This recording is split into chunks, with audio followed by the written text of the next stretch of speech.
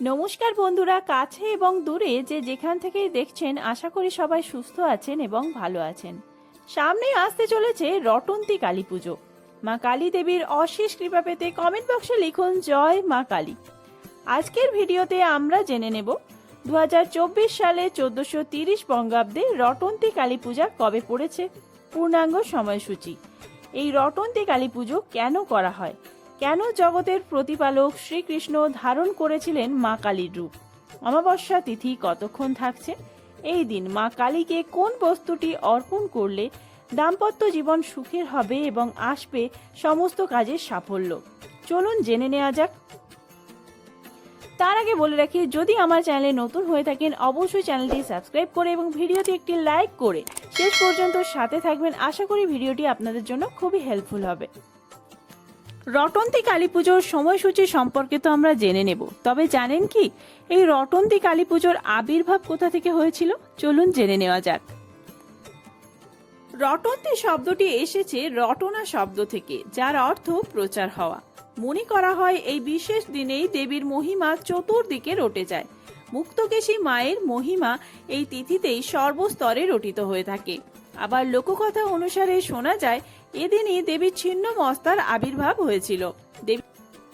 দেবী পার্বতী তার সহচরীদের খিদে মেটানোর জন্য এই দিনই নিজ মুন্ড ছেদ করে ত্রিধারায় রক্তবাড়ি প্রকট করেছিলেন। অন্যদিকে শাস্ত্র মতে যখন শ্রীকৃষ্ণের প্রেম লীলায় রাধা মত্ত ছিলেন, সেই সময়ে একদিন দুপুরে গোপিনীরা তার বাঁশির আওয়াজ শুনে চমকে উঠেছিলেন। গোপিনীরা বনের দিকে ছুটে গিয়ে দেখলেন সামনে ইষ্টমূর্তি। শ্রী রাধাই যে স্বয়ং আদ্যাশক্তি তা সেদিন বুঝতে পেরেছিলেন তারা। সেদিন স্মরণ করেই বিশেষ তিথিতে হয় রটন্তী কালী পুজো।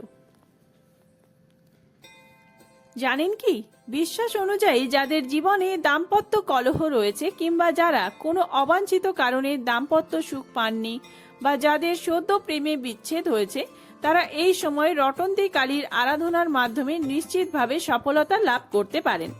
দক্ষিণেশ্বর মন্দিরে সারা বছরে 3টে কালী পুজো অনুষ্ঠিত হয় খুব বড় করে, যার মধ্যে একটি মাঘ মাসের রটন্তী কালী পুজো। সারা বছরের প্রতিটি অমাবস্যায় বিভিন্ন কালী পুজো হলেও একমাত্র এই রটন্তী কালী পুজো হয় চতুর্দশী তিথিতে। দক্ষিণেশ্বর মন্দিরে রটন্তী কালী পুজো খুব ধুমধাম করে পালন করা হয়।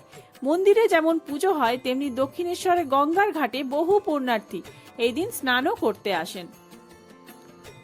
এই বছর অর্থাৎ 2024 সালে রটন্তী কালী পুজো অনুষ্ঠিত হবে 9 ফেব্রুয়ারি 2024, বাংলার 25শে মাঘ 1430 বঙ্গাব্দে শুক্রবার।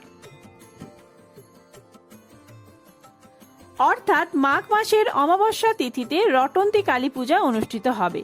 এই দিন যদি মা কালীকে বাড়িতে পুজো করতে পারেন তাহলে জীবনে সুখ শান্তি ও সফলতা বজায় থাকবে। তবে পুজোয় কোন বস্তুগুলি রাখবেন জেনে নিন।